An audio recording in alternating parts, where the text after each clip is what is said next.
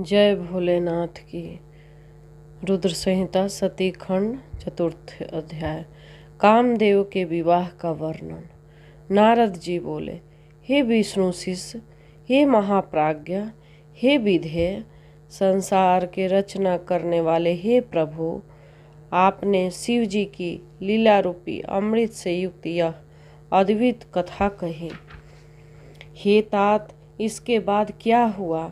यदि मैं शंभु के कथा पर आश्रित उनके चरित्रों को सुनने में श्रद्धावान हूँ तो उसे कहिए। ब्रह्मा जी बोले, इस प्रकार शिव जी के अपने स्थान को चले जाने तथा मुझ ब्रह्मा के अंतर्ध्यान हो जाने पर दक्ष प्रजापति मेरा बात का स्मरण करते हुए कामदेव से कहने लगे। दक्ष बोले, हे काम। दक्ष बोले, हे काम, सुंदर रूप तथा गुणों से युक्त यह कन्या मेरे शरीर से उत्पन्न हुई है, अतः तुम अपनी पत्नी बनाने के लिए इसे ग्रहण करो। यह गुणों में तुम्हारे ही समान है। हे महातेजस्विन, यह कन्या सदा तुम्हारे साथ रहेगी और धर्म के अनुरूप तुम्हारी इच्छा के अनुसार तुम्हारे वश में रहेगी।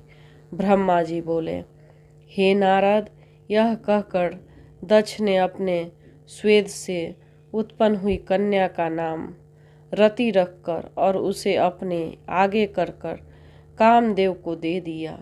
हे नारद, वह कामदेव मुनियों को भी मोहित करने वाली उस परम सुंदर दक्ष कन्या से विवाह करके बड़ा प्रसन्न हुआ। प्रेमासक्त कामदेव भी परम कल्याण कारिणी रति नामक अपनी स्त्री को देखकर उसके गुणों से आकृष्ट होकर उस पर अत्यंत मोहित हो गया। गौर वर्ण वाली, हरिनाक्षी तथा चंचल नेत्र प्रांत वाली वह रति भी कामदेव के सदृश होने के कारण उसे परम आह्लाद प्रदान करने लगी।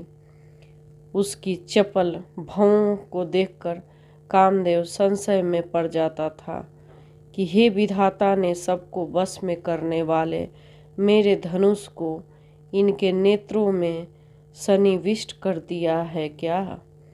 हे द्विज श्रेष्ठ, उस रति के कटाक्षों की शीघ्र गति तथा उनके सुंदरता को देखकर कामदेव को अपने अस्त्रों की शीघ्र गति पर विश्वास नहीं रह गया।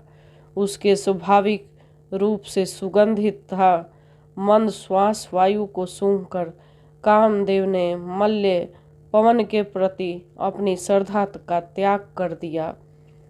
सुंदर लक्षणों से युक्त तथा पूर्णिमा के चंद्रमा के समान उसके मुखमंडल को देखकर कामदेव उसके मुख और चंद्रमा का भेद करने में असमर्थ हो गया।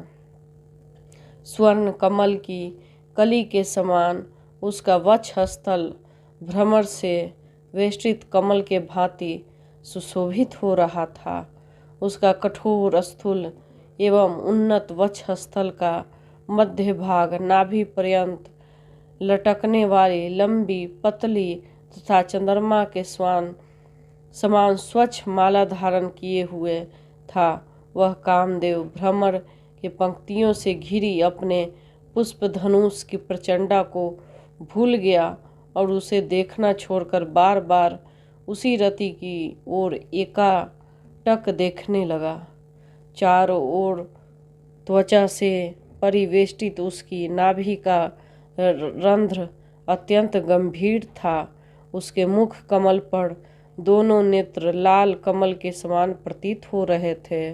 उस कामदेव के कृश कटी प्रदेश वाले शरीर से सुशोभित स्वभावतः स्वर्ण की आभा वाली उस रमणी को स्वर्ण वेदी के समान देखा।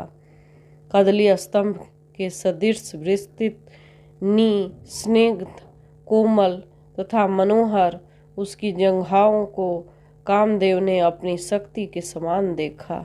लाल लाल पादाग्र तथा प्रांत भाग वाले उसके दोनों पैर रंगे हुए से थे। इससे कामदेव अनुरक्त होकर उसका मित्र बन गया। पलाश पुष्प के समान लाल नखों से युक्त सूक्ष्म अग्र वाले तथा गोलाकार अंगुलियों से युक्त उसके दोनों हाथ अत्यंत मनोहर प्रतीत हो रहे थे। उसकी दोनों भुजाएं कांतिमय मृणाल के समान लंबी, कोमल, स्निग्ध और कांति युक्त लाल मूंगे के समान शोभित हो रही थी। उसका मनोहर केश पास काले काले बादलों के समान शोभा पा रहा था।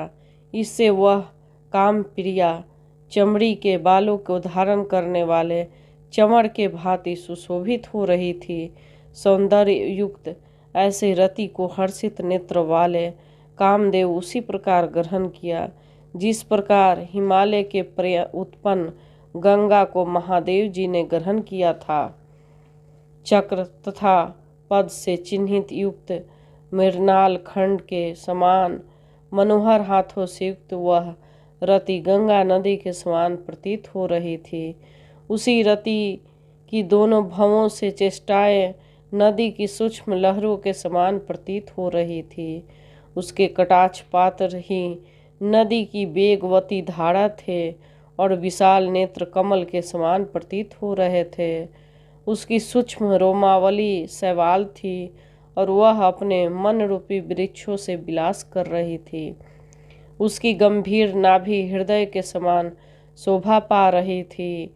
वह कृश गात्रा रति अपनी सर्वांग की रमणीयता तथा लवणमयी शोभा को 12 आभूषणों से युक्त तथा 16 श्रृंगार से शोभामान होकर संपूर्ण लोकों को मोहने वाली और अपनी कांति के 10 दिशाओं को प्रज्वलित करती हुई महालक्ष्मी जैसी प्रतीत हो रही थी। इस प्रकार परम सुंदरी रति को देखकर कामदेव ने बड़ी प्रसन्नता से ग्रहण किया। इस प्रकार की स्वयं राग से उपस्थित हुई महालक्ष्मी को भगवान नारायण ने ग्रहण किया था।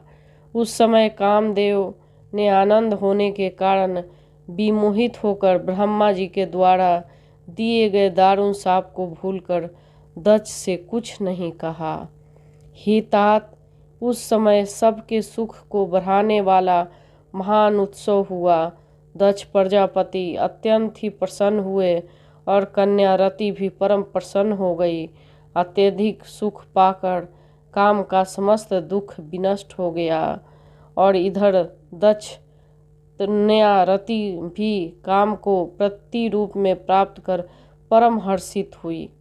रति से मोहित हुआ गदगद कंठ वाला वह मधुर भाषी काम सायंकाल में मनोहर बिजली से युक्त मेघ के समान दक्ष कन्या रति के साथ शोभा पाने लगा।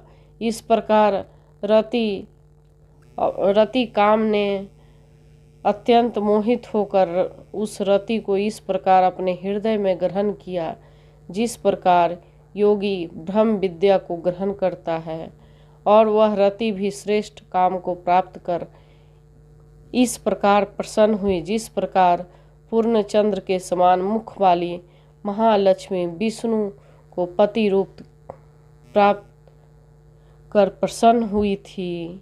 जय भोलेनाथ की रुद्र संहिता सती खंड समाप्त। जय भोले।